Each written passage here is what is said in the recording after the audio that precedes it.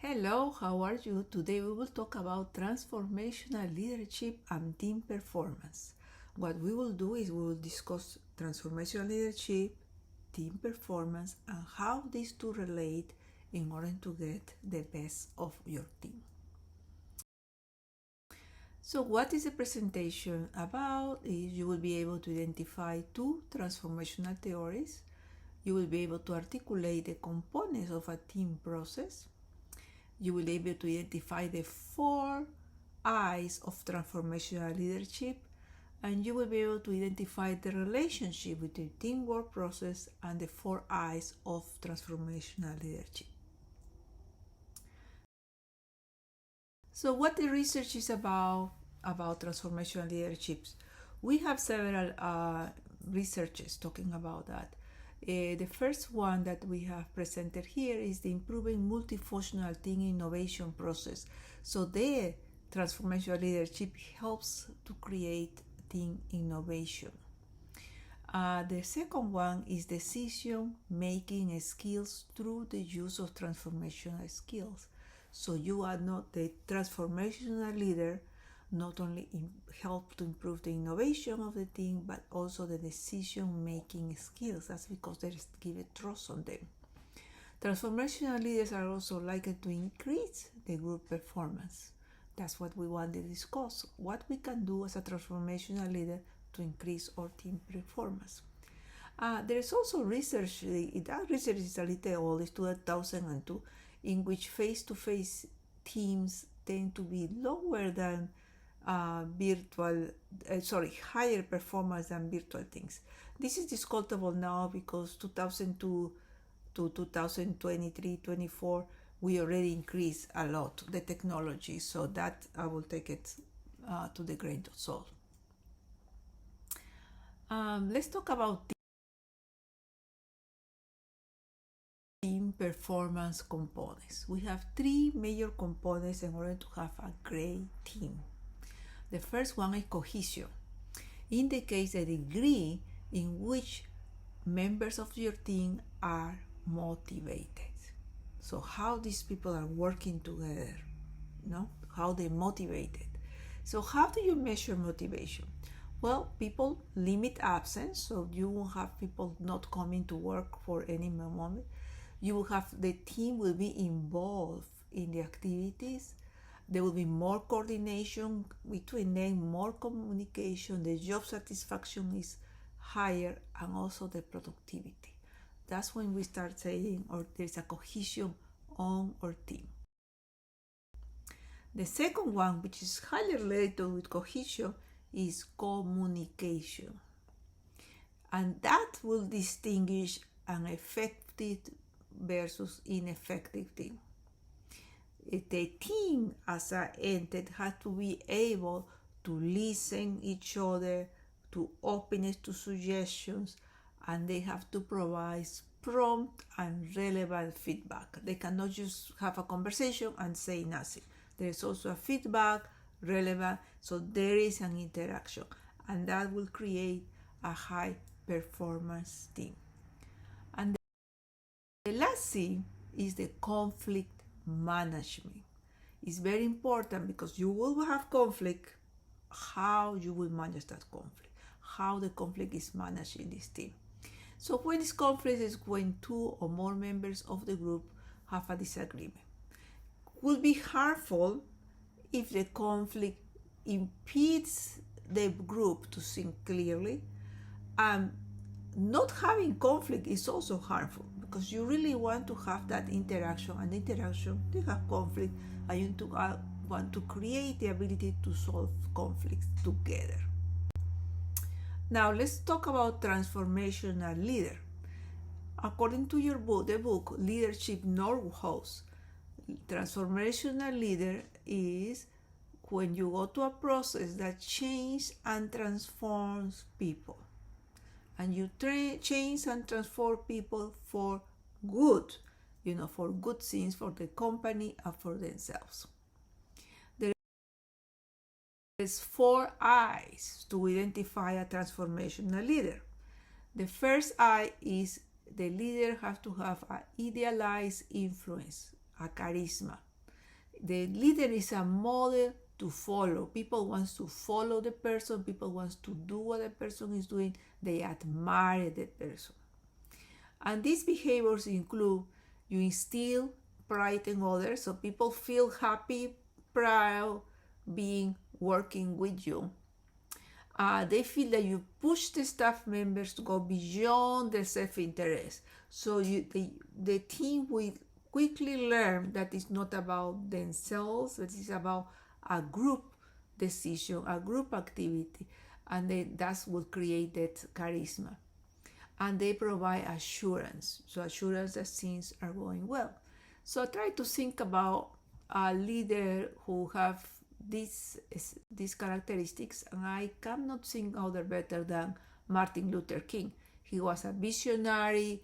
He was people idealize, people follow you, and he was a role model for the things that he wanted to do.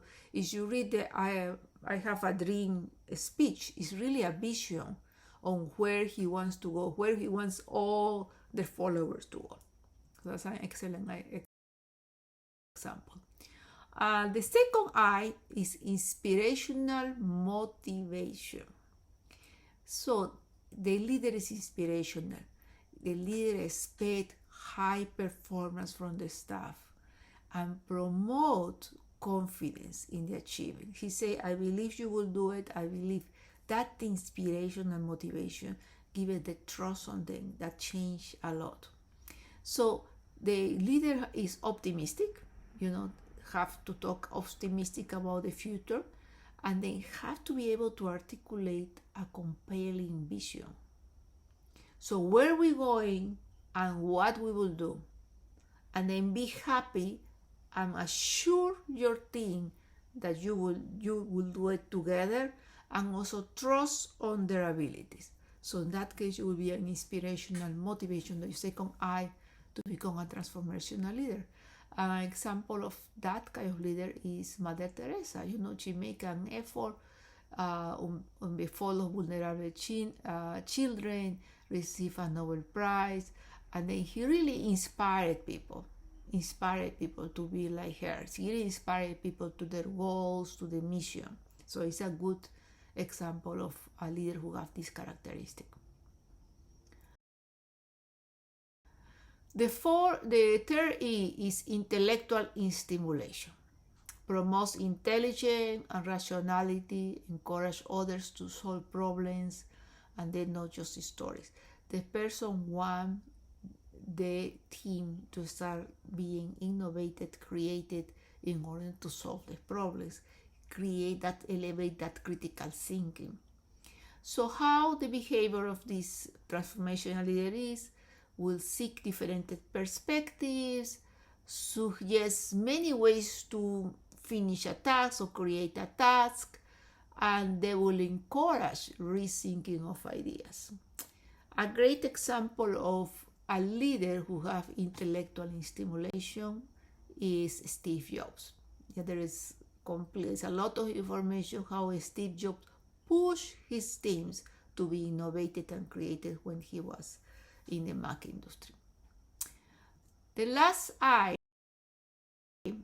is individual consideration. So we're talking about the team and then the innovation and everything, but here is you need to focus in the person as a transformational leader.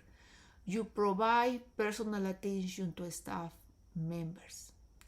Treat a staff member as an individual. So you will have to have one-on-ones. You will have to talk with them. You will have to learn about themselves. The one-on-one meeting is the most important thing. Spend time coaching and teaching, guiding the person on what the things you have to do. You have to develop others, to develop their strengths, and very important to listen the concerns. That is key. An example of that could be Barack Obama. Is well known as have social engaged, strong communicator, and he's highly interacted with the followers, according to the readings about Barack Obama. So now we have the 3 C's of the group, high effective group, and they hold the 4 I's of being a transformational leader. So now let's put everything together in order to create an effective team. So here it is. So in this case, we have here transformational leadership, so intermediate outcomes, then the team process, and then we have the team performance outcome. And then we have the 4 I's here and the 3 C's there, and all of these will give you the team performance. So in the first aisle is idealized influencer role model. That's a transformational leader. Have to have a visionary, have to be everything clear, and have to be a role model for them. The second would be a leader idealized influentials. Then was motivational and inspiration. And then that create a team commitment, and then create the team shared vision. The first one, they is able to express the vision. In the second one, you're able to share the vision, and the team will feel that they're part of that, and the team is committed with that vision. When you are able to do these two, then we have the cohesion, which is the C, the first C of a great team performance, being cohesive. The second, the 4I will be leader individualized consideration. We're talking about talking one-on-one with the person. That helps to empower the team environment. They feel important, they feel part of that. And that obviously increases the communication, and at the same time increase the team performance. Or second C is communication. The third I is leader intellectual stimulation, will be the innovation, the activity, mental activity. And of course, this will create conflict. When you have people trying to innovate it and create new things, conflict is part of that. And then how you manage the conflict is very important. So conflict management we have here, and all of these influence the team performance. And that is the relationship between teamwork and transformational leadership.